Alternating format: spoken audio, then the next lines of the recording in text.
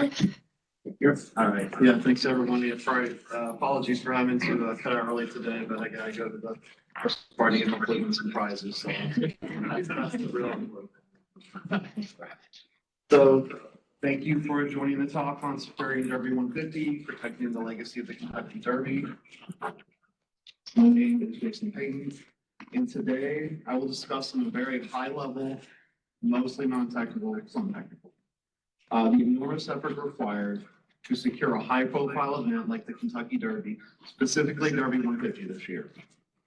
This presentation will emphasize the critical roles and crucial collaborations that took place among all the Churchill Downs teams, the teams at our corporate office, the teams at the racetrack, working with various law enforcement agencies, and the integration of physical security and cybersecurity efforts that required, which is interesting because a lot of times those are separate efforts, but at the Derby, that's not the case.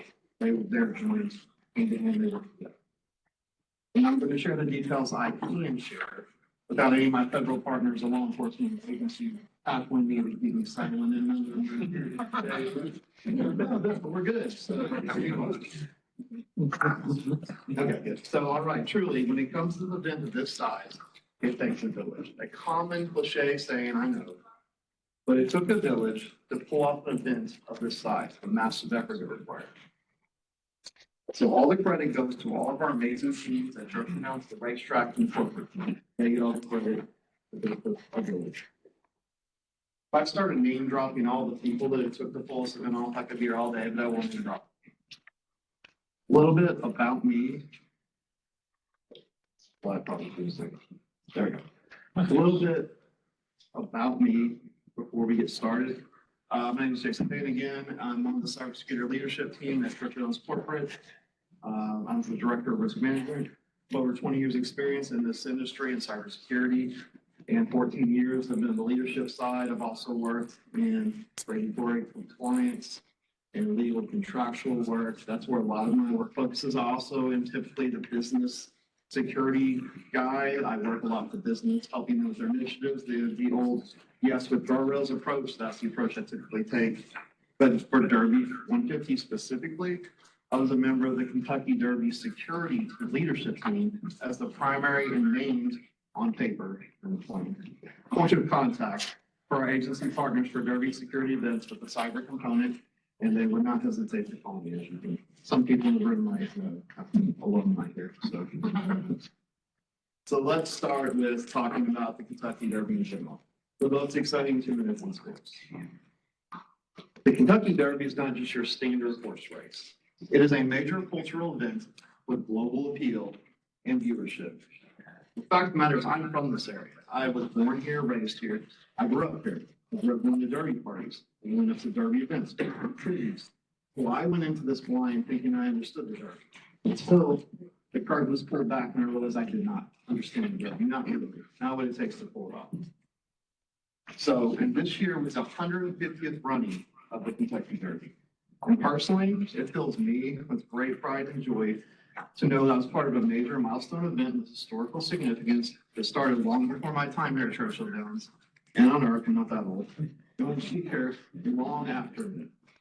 It's a story for the grandkids one day. Now that story for my son. He's heard my Derby stories I know. But the thing is, high profile event like this involves a lot of attention. And it requires a multi-layered security strategy to protect it. In simplest terms, a high-profile event equals a high-profile target. The significance of the Kentucky Derby as a major cultural and highly visible event increases its attractiveness to threat actors, cyber threat actors, physical threat actors, and the attention it brings from certain groups, as we'll get into later. But these groups are not after just monetary gain like your typical cybercrime group. They are also after attention to their cause. They know there's a lot of eyes on this event, so they want attention. What kind of attention would they get if they cause a disruption?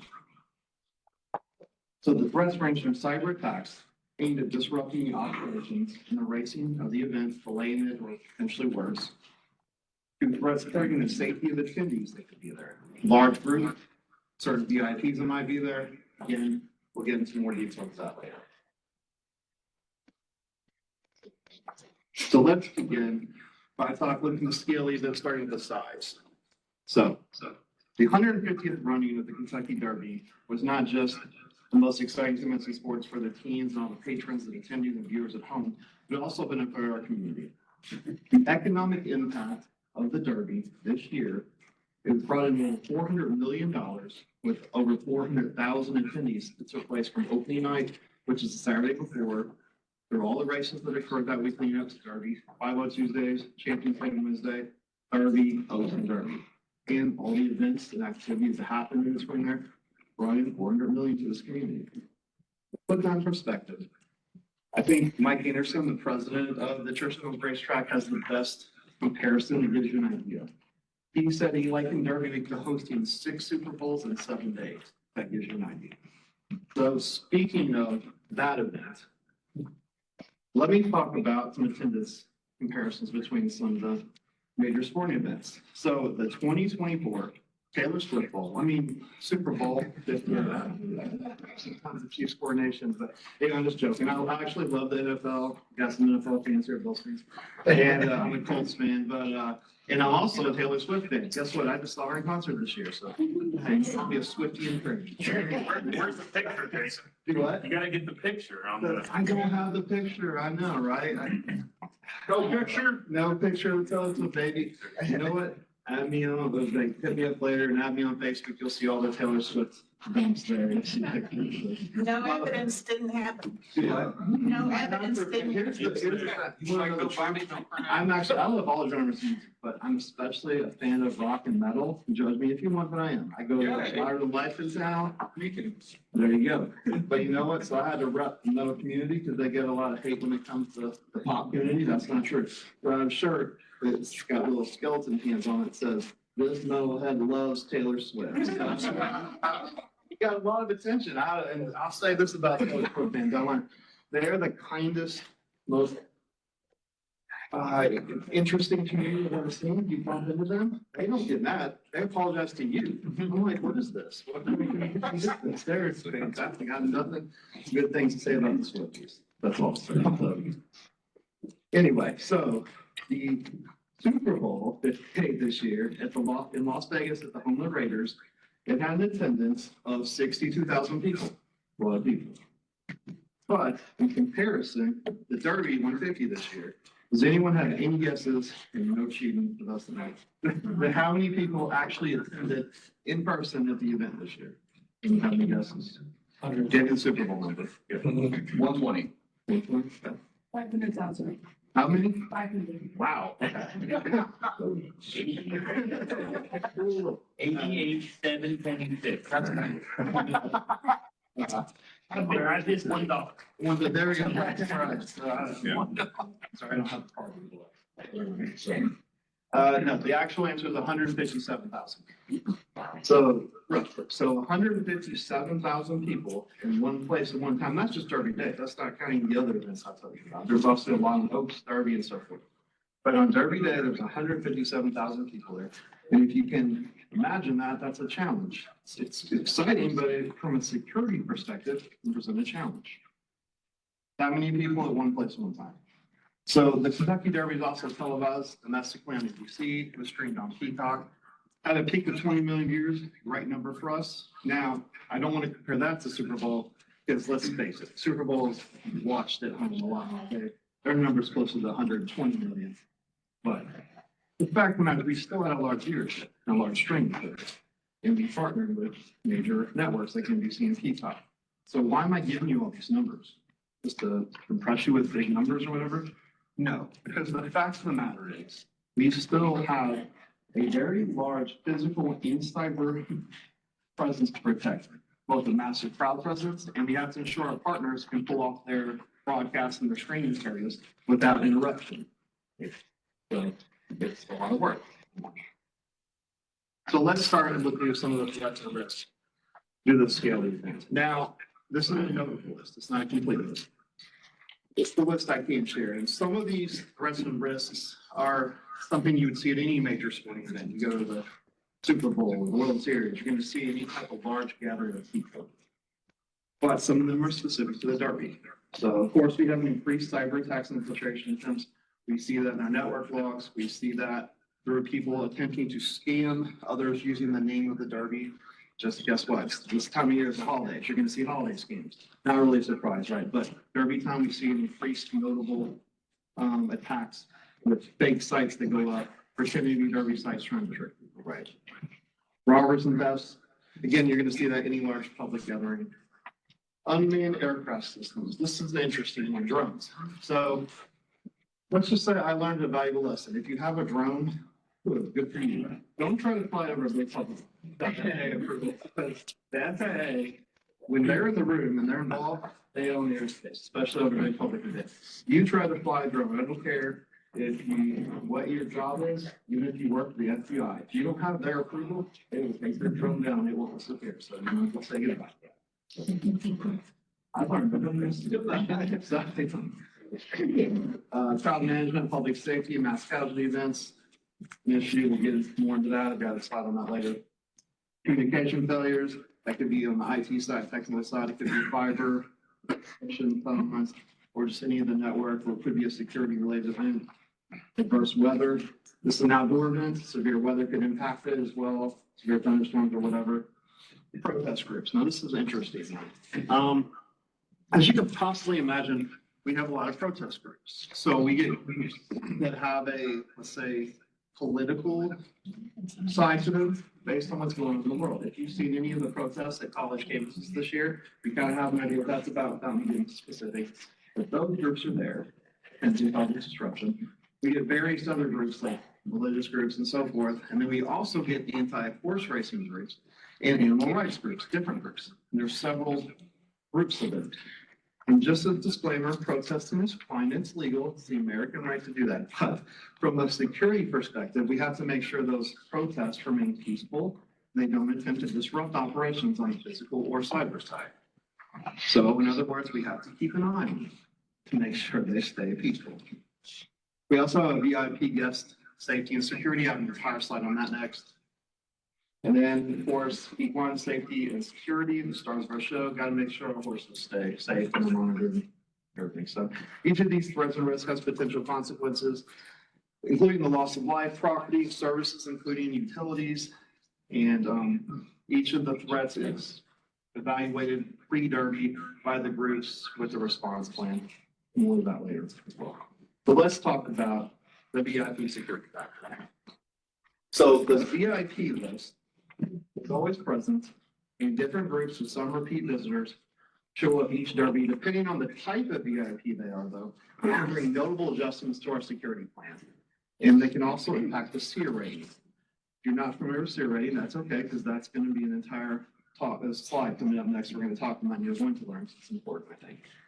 The Kentucky Derby is well attended by celebrities, business executives, federal, state, and local government officials, and foreign dignitaries, which, as you can imagine, draws the largest adjustment to our appointments. Some of the notable celebrities that attended Derby 150 this year include NFL stars like Aaron Rodgers and Smith, James Winston, Travis Kelce, and no, he did not bring Taylor Swift, to the disappointment of many fans who were hoping she would show up with them, and that's my last Taylor Swift reference. And dignitaries this year, including city members of Congress, many state governors, we had 8 that I saw, and foreign diplomats. Without going into too much detail, foreign diplomats use their imagination. Depending on the country they're from, can draw some extra scrutiny and eyes on them from certain federal groups that are, whether it's justified or not, they do. And let's just say there are checks done during Derby and checks done after Derby to make sure that everyone was well behaved. So also past Derby events included U.S. presidents, 3 I can think of off the top of my head, presidential cabinet members, and even royalty such as Queen Elizabeth II. So let's get into the SEER rating.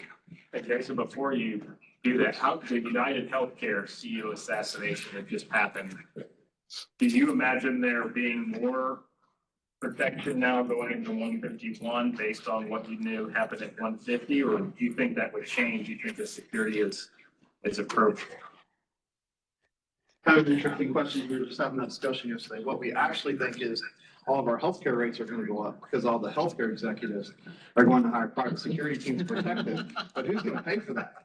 We are gonna pay. We are all gonna say, look for your healthcare rates. So from the trickle downside, we made some adjustments to corporate office here already. I haven't heard anything. It's so fresh and new though. Let's just say we offered some protections this year to our executives and their families from cyber protections from a company. There was some interest, but it hasn't pursued yet. And I'd be curious myself to see if there's more interest in that. It's so new that I haven't heard any feedback yet. It's a good question. But watch your healthcare rates. So, anyway, so the special event assessment ratings here. It's a risk-based rating given to high-profile public events. Now, these public events don't have to be just sporting events, any large public event. But for the purposes of this presentation, we're going to focus just on sporting events, right? So this is a rating given by the Department of Homeland Security. They have a special subgroup called the Special Events Group, kind of the original name. But I will say it's an interesting group. It's made up of more than 60 different federal agencies. And the rating they give from that group is based on the event's threats, vulnerability, consequences, and may be impacted by the number of people there and the type of events. So recent examples this year, of course, include Super Bowl 58, Indianapolis 500, and of course, Derby 150. There were a few other sporting events. Some of them had lower SEER ratings, but these events all had a SEER level 2 rating, which is not there on the screen. There it is. Okay. Yep, there we go. So this is just a high-level chart of the SEER ratings. And the ones I really want to focus on, SEER rating 2, what Derby 150 was this year, also was previous events. But any level 1 or 2 event is considered a significant public event of national or international importance that requires federal interagency support.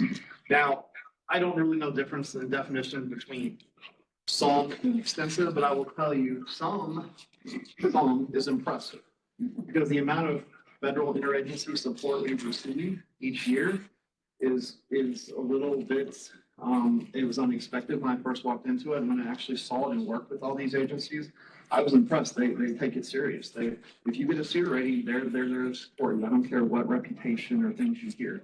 They're there and they communicate well. We'll get into that shortly. So let's talk about security in general. So high-level introduction, there were hundreds of resources from the federal government, state, local law enforcement, but also emergency management services such as EMS and other services like fire. And to quote Josh Fall, who was head of track safety, security, and first aid this year for W150, really it takes thousands of people to make this event happen to provide safe and secure environments. Just what we need. It really all comes down to one word. Let's do it. There it is, collaboration. Collaborative efforts, that's what it takes. So you can have all these individuals in one place at one time, but there's no communication, they're not working together, it would fail. So during Derby, interagency teamwork makes it. So during Derby week, we have regular interagency meetings that were held to define the roles, establish communication protocols, and define the joint operations. That's prior to Derby. During Derby week, all the state, local, and federal agency leader representatives, alongside a few CDI leadership, me and my son, are stationed together to ensure communications around the risks, threats are discussed in real time and often in person. They start in person and they're broadcast out from there. And just as a side note, I got to learn a lot of different agencies and how they function. But one of them I really didn't know, a local one. I really didn't know much about them here today, but Sheriff's County Sheriff's Office. I was stationed next to a captain of theirs. His name's Captain Clark. Here today, he's fantastic. But I got to learn about all the work they do during Derby, their role during Derby, and also the work they do outside of Derby. I was stationed around here for a week. And I will say, I want to plug their work because if you knew how much they do to keep this community safe, it was impressive. So all you hear is the bad things, I'm telling you, I've heard the good stories, and it was impressive. They do a lot to keep us safe. So we'll plug to him. I thank him in text all the time. He's not here. So let's talk about the role of the federal agencies. So the federal agencies that were on site included the FBI, ATF, Secret Service, Department of Homeland Security, and Cybersecurity Infrastructure Security Agency called CISA. I don't think Colin's here today. Maybe some of us. No, see Colin all the time. But so if you don't know CISA as a security professional, you should get to know them. This is my plug for them, and I get nothing for it because everything they do. At the best part of what they do, they provide resources to you. They can conduct tabletops. They can evaluate your security program. And the best part is the cost to you is nothing. And I don't work for them either. I'm telling you, I get this work. I'm just plugging them. They're the best. So I can happy to facilitate that introduction if you're interested. So just on a high level, I'm not going to map these roles to each of the agencies, but on a high level, they provide intelligence on potential threats, coordinated counterterrorism efforts, and work closely with cybersecurity teams to monitor online activities that we would see. They focus on the protection of the VIPs, usually the elected officials more so than the Hollywood ones. They worked alongside other agencies to secure the perimeter, prevent unauthorized access. They provided resources for emergency preparedness and worked on threat assessments, especially regarding the planning of crowd management and public safety. They also offered expertise in securing our critical infrastructure, our communications networks, cyber assets, and utilities. More, we'll get into that a little bit. So that's kind of the high level of their role. Looking at through state, county, and local, including LPD, like state police, and previously mentioned Jefferson County Sheriff's Office. They led and conducted law enforcement efforts, including crowd control, traffic management, and crowd and traffic incident response. So they were the boots on the ground. Most of the time, of course, they had some input into the planning, but they were the officers on the ground actually enacting the plan that was put in place. They assisted with the broader state level coordination, providing additional manpower and resources for security ops, and they worked on securing the events venues periphery and supporting incident management. So let's get into some of the physical security measures. We'll talk about physical and then also cyber next, and then what it takes to bring it in. Starting on the physical side. So the challenges, as you can imagine, are immense. We have protest groups, as I previously talked about. We have bomb threats. We have crowd management issues. We also have ticket scammers, one that gets overlooked a lot. And there are a few others I'm not going to talk about, but there are quite a few physical challenges. And the approach we take is we implement countermeasures to deal with this. So there's beginning with access control on the physical side. So we have an implementation of layered access control, including digital ticket validation. Paper tickets are no longer allowed. That's a newer change. Only digital tickets are allowed for patrons entering the facility, and they are validated in the back end, scanned to make sure they're not duplicates. There are systems in place to do that. We also restrict badge access for employees, and they're locked down to the bare minimum because everyone's providing credentialing, which I'm going to get into a little bit. Just for Derby Week, you have to have special day credentials. Your standard employee badge won't get you where you need to go. You have to be labeled and identified. It shows you what areas you're allowed access. Surveillance. You walk around the track right now, look up, you're going to see surveillance cameras. During Derby, though, we deploy additional CCTV cameras in temporary areas that are set up around the track, and also high definition cameras in certain areas that are of concern, let's say. So the surrounding streets are also looked at because traffic management comes into play. So additional cameras are used through the metro government, and we tie into that system now. And we also have monitoring, because what's the point of having all the surveillance if no one's watching them, right? If we have multiple monitoring rooms stood up, of course, the room that I was in, the security war room, we had to look for security events on camera in front of us on the TV screens. We also have an additional room set up called the Facility Operations Center. The primary purpose of that is to look for medical and facility issues. That being said, if they see a security issue, of course, they're going to share it with the other teams. But we have a lot of eyes on the cameras as well. Perimeter security, again, fencing and barricades are always up, but during Derby, they change the entry and exit ways and restrict access into the track, and they put up temporary barriers, temporary fencing to the new entry and exit points, which includes metal detectors. They screen all attendees with bag checks, metal detectors, including employees. We're not to crowd management. So strategies include, again, I talked about controlled entry and exit points. real-time monitoring and crowd density and behavior using advanced analytics to prevent overcrowding and potential incidents. Some newer technology they started using. It's pretty effective. Of course, we have a law enforcement presence. Again, I told you boots on the ground. We have city, county, and state police and FBI and DHS. You'll see them walking around. FBI is using their full attack gear. Pretty impressive. I mean, I said that a lot of times they've come down to the room where their commanders were at and do meetings, and I was like, okay, I'm not messing with these guys. So, it's an impressive sight.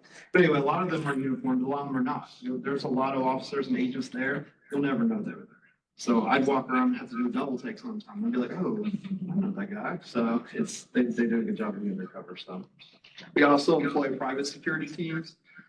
So there are additional sufficient number of private security guards that get both uniformed and undercover to manage the crowds and detect suspicious behavior and report them to the teams. And we have an emergency evacuation plan in place in the event of clearly marked exits and trained staff in the event of emergency like a fire or bomb threat or so forth. Vital infrastructure, and that's an interesting one. So this is one I think that gets overlooked quite often, and apparently not for good reason. So securing vital infrastructure such as electric, gas, and water is critical. This includes partnering with all of our local utilities to test, monitor, protect these critical services in the facility prior to Derby. And speaking on behalf of one of our great leaders, Mike Wood, he is not an easily impressed guy, but I will say this. He said out of all the things that he works to facilitate, that is the one he's the most impressed with. Because he says it's not an easy formation to pull off working with our local utilities. So I mean, if you've ever done that somehow, then you understand that it can be a little bit challenged, but we do it every year. Bomb threats. So of course we have canine units we utilize to detect explosives and other contraband.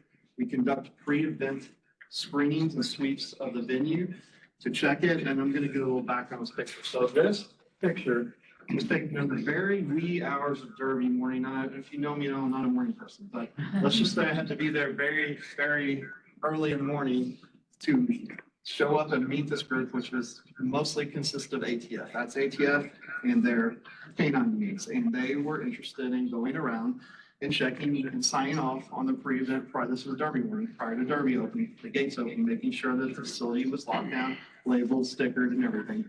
But they weren't sure where all to go. So I show up there. And by the way, I'm always asked, why are you not in the picture? I'm taking the picture. No one knew that early in the morning.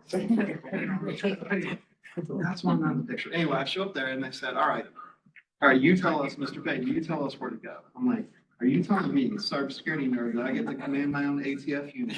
Like, this is pretty cool. So for just a few hours, a moment in time, I got to lead them around the track and let them do their thing. By the way, I have a lab dog in their labs make mine look bad. And I love my dog that their labs are on a different level, I'll say that. Anyway, so let's get into cybersecurity now. So from a high level overview, cybersecurity team is mostly stationed at the corporate office, but during Derby, we typically split into 4 different groups. The majority of our team does stay in the corporate office, and for the purpose of this simplicity, we'll just call it the corporate side today.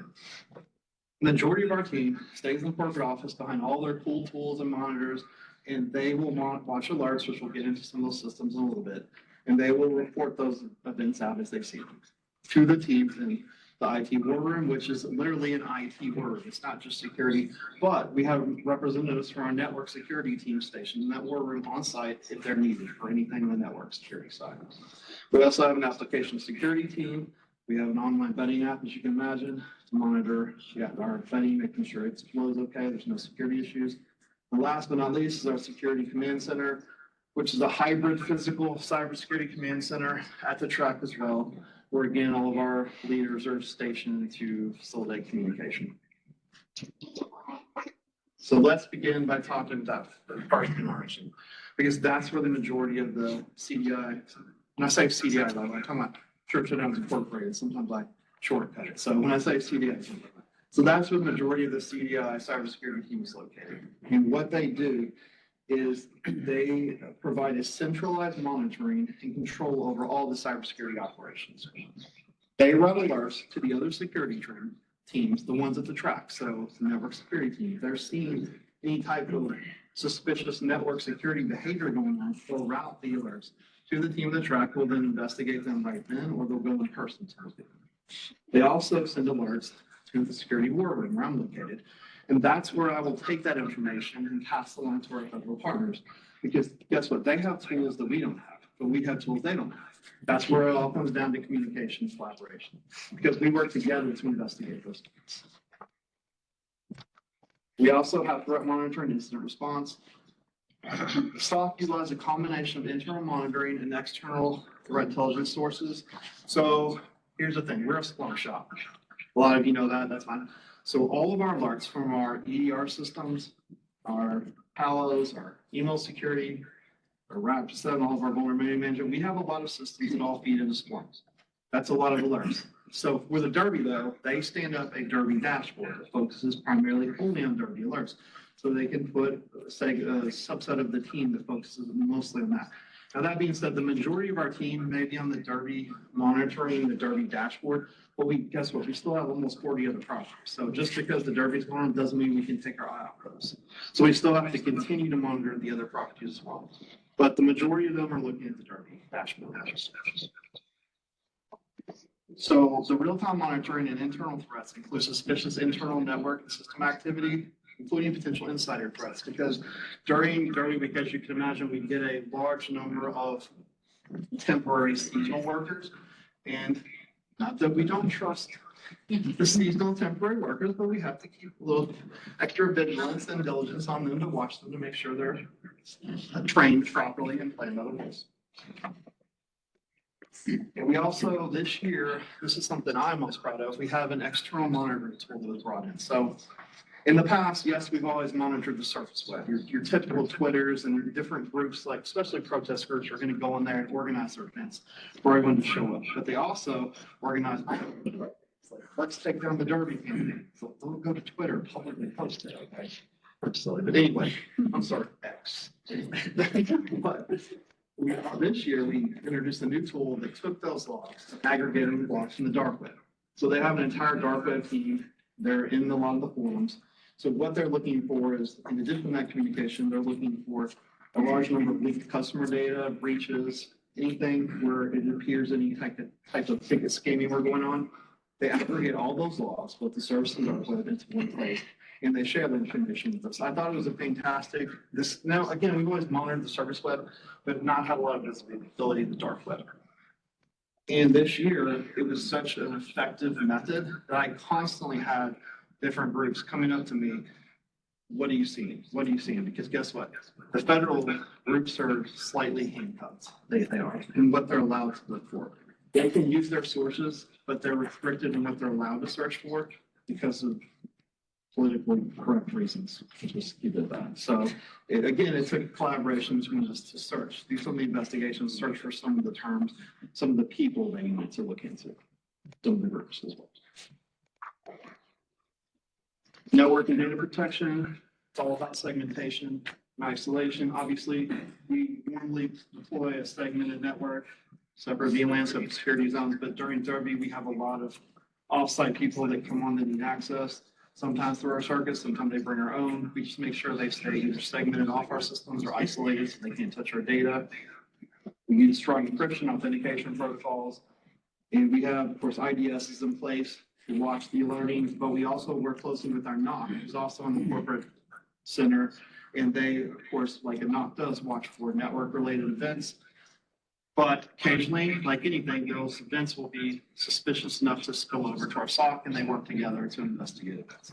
And we're also a PCI DSS shop, which has become mostly my life this year. So as you can imagine, you go to the Derby, you're going to buy, whether you're buying tickets, you're buying meals, you're buying merchandise, whatever. We just have to make sure prior to the Derby event that we're PCI DSS compliant, which I know normally I don't like to bring a security group because they're like, oh, that's compliance, that's not security. True, but version 4.0 PCI DSS, it does have some better controls than they used to be. And I think they're important from the access and identity management side. I think they enforce some important rules that help security. They give us the leverage we need to get them done. Just stay PCI compliant. From an access control and authentication, of course, we deploy MFA on all systems. We also have to make sure anyone coming from the outside though has MFA turned on. It's a requirement. If you're coming from the outside in, MFA is required. And of course, we use a least privilege method with separate admin accounts from user accounts, restricting those to the minimum not paid. Pretty standard approach, I know, but it's important. And last but not least, incident response and contingency plans. So we established a dedicated incident response team, which planned to handle both physical and cyber incidents in real time. We always have a plan in place, like most organizations do. During Derby, we have to make modifications to that plan, documented in a separate Derby 150 or Derby in general over security plan, because the events have to, again, cover both physical and cyber, because sometimes the two spill over, which I'll get into shortly. So as far as modifications to our plan, we have to have good backup systems in place. We have immutable backups, because if any of the systems were to go down, like surveillance, ticketing, race betting, if any of those systems were taken down and we could not recover them, that would impact the race for sure. Because those systems, if they're not up and running, the race doesn't happen. It's actually amazing to think how much technology, as you're watching on TV, you see horses go around the track, but we really don't understand how much technology has to be in place for that to happen. It takes a lot. And communication plans, we use a variety of secure communication channels to communicate. These communication channels are typically provided by our federal partners. They have to be approved by them, because a lot of the communication that happens internally has to be shared out to the team, so they have to be approved, especially in the case of incident response or disaster recovery scenarios. And before I wrap up cybersecurity, no, none of my team's here, just want to make sure. I don't care if they're here. I want to give them a special shout out, because they get all the credit for all those efforts. It takes a lot of work, but I'm just on the management side, they do all the work. You know, I'm just the one that runs his mouth that talks like this. So they get all the credit, so. So they're the best cybersecurity team I've had the pleasure of. And one special shout out that I haven't done before, but guess what, he's here today. So thank you, Mr. Joe Harrington. Because if it weren't for him, I would not be here today. He's the one that hired me in a church down. So I give him credit too in putting the team together. So thank you. Okay, so let's talk about integrating cyber and physical security. I'm putting it all together. Just a little quick story. I always like to include a little pictures, which I didn't really tell us what to do. But with this, so if you've never been down this hallway, I will say, as a fan of bourbon, it's one of the best smelling hallways I've ever been to. I wish I had it in my house, I don't, but I do enjoy my trip down. And I will say there's more to that hallway than it seems. So as you can imagine, there's something secret there. And I know a lot of you know what it is, but you can imagine. So we have several different hidden rooms, speakeasies at the track, and there's one in there somewhere. So maybe you know where it's at. Maybe I'll tell you later. It's interesting. You gotta have a badge anyway. Do what? You gotta have a badge anyway. You do have to have a badge, correct. I know you know where it's at.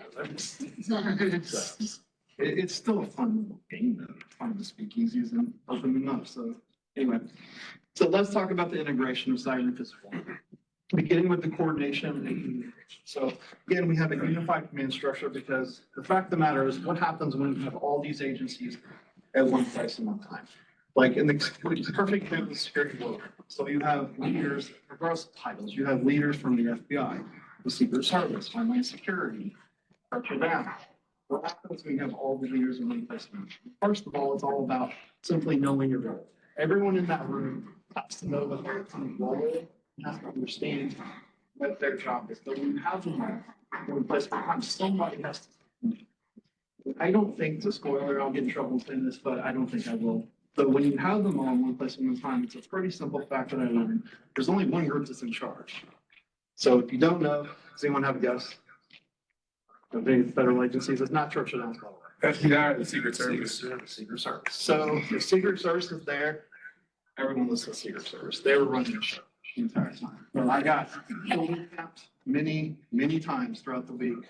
And it was you need to do this. And it was like, yes, sir. It's one of those kind of things where it wasn't an ask, it was a command, and you kind of know your role, right? So it still is an interesting experience. So again, secure communication channels, we kind of already talked about that. The secure encrypted communication channels were established by the groups.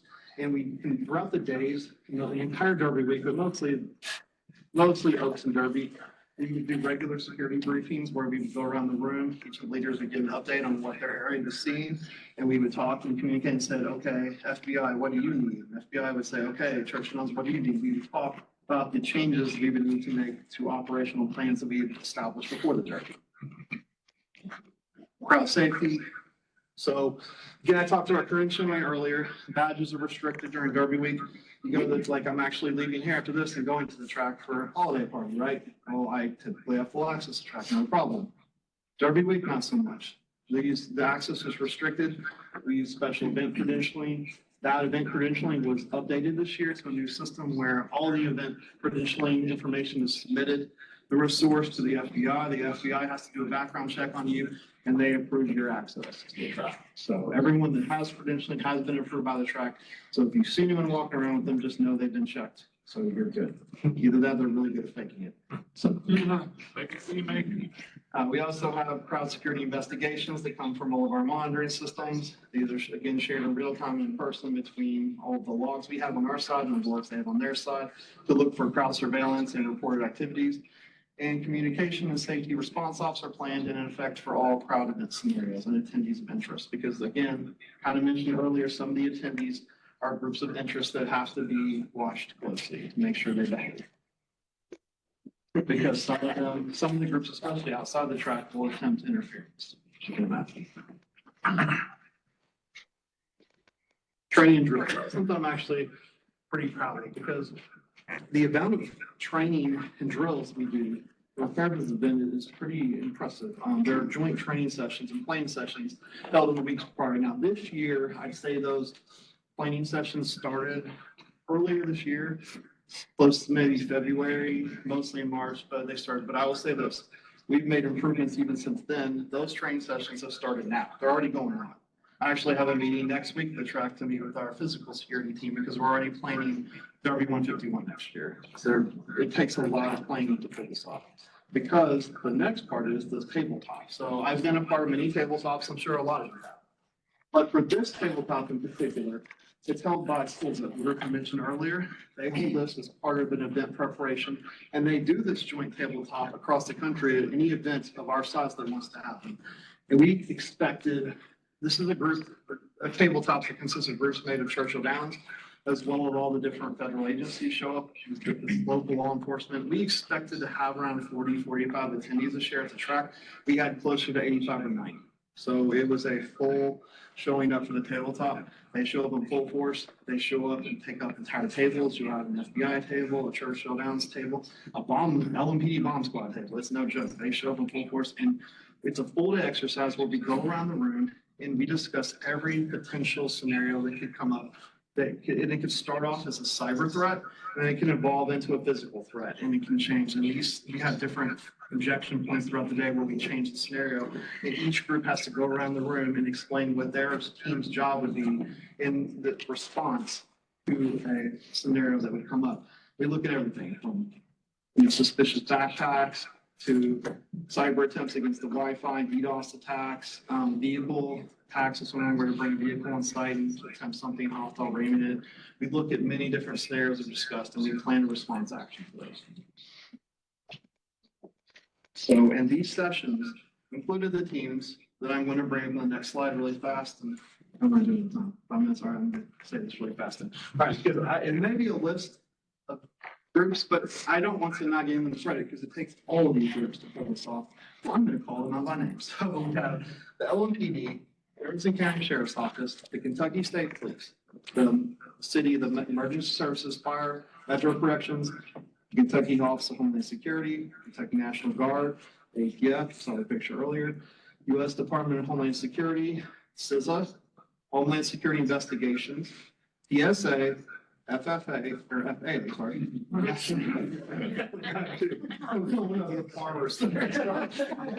Maybe one day, the way we're growing. Anyway, National Weather Service, the FBI, Secret Service, and last but certainly not least, LG&E and MSD. Very important to make the utilities part work.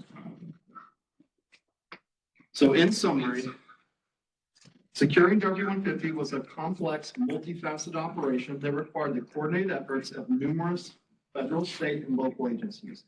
The integration of physical and cybersecurity was critical to ensuring the safety of the event and all of its participants and patrons that attended. My final thoughts were the task of running 150 was immense. requiring blood, sweat, tears, and yes, even bourbon, much bourbon. After hours, we weren't drinking on the job. There you go. None of it would have been possible without the thousands of dedicated individuals from planning the event to threat assessment, the logistics and staffing. By working together and leveraging the strengths of all the agencies and teams and groups involved, we're able to create a secure environment that allowed Derby 150 to proceed without any major incidents. I don't have to knock on wood. I can't curse the event because it's done. It was over and there were no major incidents. Happy to report that. So there we go. One last note of this picture, kind of a topper for the event this year. I mean, I could have written a better conclusion to it. If you're not familiar, the winner this year is Mystic Dan, but he actually won in the closest three-horse finish, photo finish since 1947. So it was, you had money on him, good for you. And I'm still an employee, so I got to do a quick plug. So Derby 151, May 3rd, next year, be there. You'll have a fun time and you'll have a safe and secure time. Our team will make sure that you have a nice, safe, secure, and fun time. So tickets are available now. You want to go, memorable experience.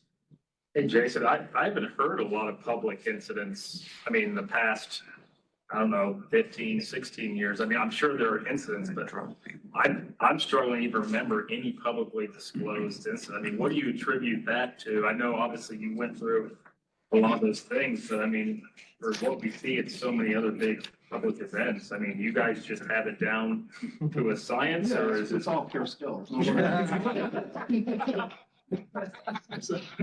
We have no magic formula to pull off. Of course, we have fantastic layered security controls in place. If I did a talk on our security controls, that'd be entirely separate from the technical discussions. We have a great plan in place, but I also understand that we're outnumbered. The cyber criminals outnumber us greatly. So we do our best to watch for any potential alerts up front to try to cut them off so they never. Of course, it's all about, it's in the controls in place, including segmentation, everything we talked about. So even if they were to gain a foothold in our network, they shouldn't be able to move laterally, getting access to other systems. And we have new restrictions coming in place. So it's just a layered security approach. There's no magic formula to it. I wish there was. But I said it's skill combined with luck. It's just impressive. I can't think of the last.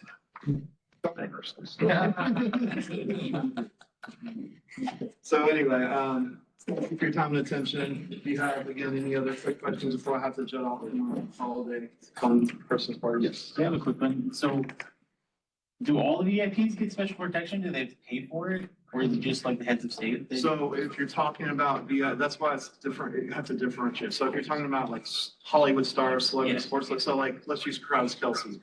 So he brings his own security team. I don't think he needs it. I mean, who's going to mess with Travis Kelce? I'm just saying most of them have their own private security team.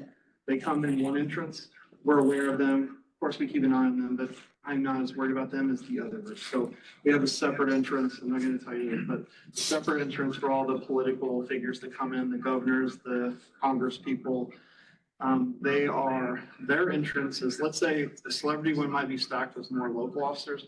The celebrity entrance is, the political entrance is stacked with the FBI and some secret service, depending on who's coming in. They don't mess around with that, but they're watched much more closely, especially, again, the foreign dignitaries. I'm not going to get hot water, but use your imagination. So, right.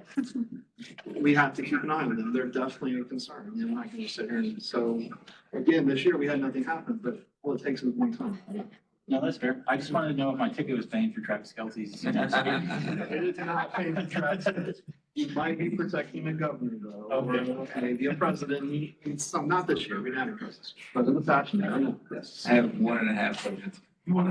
The half question is, are you banned from betting on anything as a result of your employment? Great question with not easy answer. We are not. So all the employees do bet on the races. We are just banned from being a gazillionaire. So we can bet on the races Okay. in a limited fashion. Unlimited. Yeah, right. So we can win some money. It's just Some money, we can't get Right, together. and I don't have a hard Lots number to of give money. you. It's just more of a, Okay. depending on the situation. It's more of a situational thing. They'll Everyone kind of investigate you understands if it. it's big. Do what? They'll investigate you if it's big. Hasn't happened yet, but I'm sure that will. I was just curious, but real quick, there's a real question. When it comes to getting these countermeasures from the federal government, do you have to have a clearance at a certain level where they start talking about protocols and countermeasures, like, hey, we're not gonna tell you about our tools, tactics, procedures, sources, methods. You just do what we say, but Great question, but here's without, they don't require you to have any type of secret clearance. What they do though is do it back. So to be, let's use me for example. To be in the security war room, have to track every single agency had to run a background check. They don't give you special clearance, but they did a background check. I've been background checked more times in the last 2 years than I have my entire life. Guess what? I'm not doing anything bad because they all have my number. They know. So I'm staying on the good side. and like you said, anybody that has that event badge has had this process. Like you see that event credential and you know. Well, not the They've been- number of background checks I had, but they do have a credentialing background check for the FBI. Their information is submitted, all their personal information, PII is submitted before the event to the FBI for screening. So they do go through that first screening process, right? I go through a little bit extra, a little bit, I don't have secret clearance or anything. And when I'm in the room with them, they share with me what they can share, but they sometimes will go off on their own and don't include me in the meetings when they need to talk about it, and that's fine. I don't want to be, actually, I don't want to know their information. Did they share with you any drone countermeasures, like what they do if there is a drone? Can you share any of that? So the FAA are typically the ones who will take them down, and they won't shoot them down like you would imagine in a Hollywood movie. They slowly, they do an electric take. Okay. So that way it's not landing on people's heads if you're at the race. Yeah, or a horse. It's not like that. Interesting, interesting. Jason. Just one quick question. Yes. I have my finger on the pulse of all the NSA Yes. schools in Kentucky, and I was wondering if there's a way I can gather cyber minions or volunteers for you for these events. Actually, it's a good segue. We were actually talking about a talk coming up about protecting your children online and bringing in some agency support to talk about cases they can talk about. So let's talk after maybe a future. Yeah, I was just talking about cyber students and universities. I was Oh, okay, yeah. just minions. For sure. Yeah, so yeah, we're gonna give you our permission, right? I will get your information. Yes, you have to. I do have. Oh, yes. I know Jason's gotta go, but I appreciate it. Thank you very much.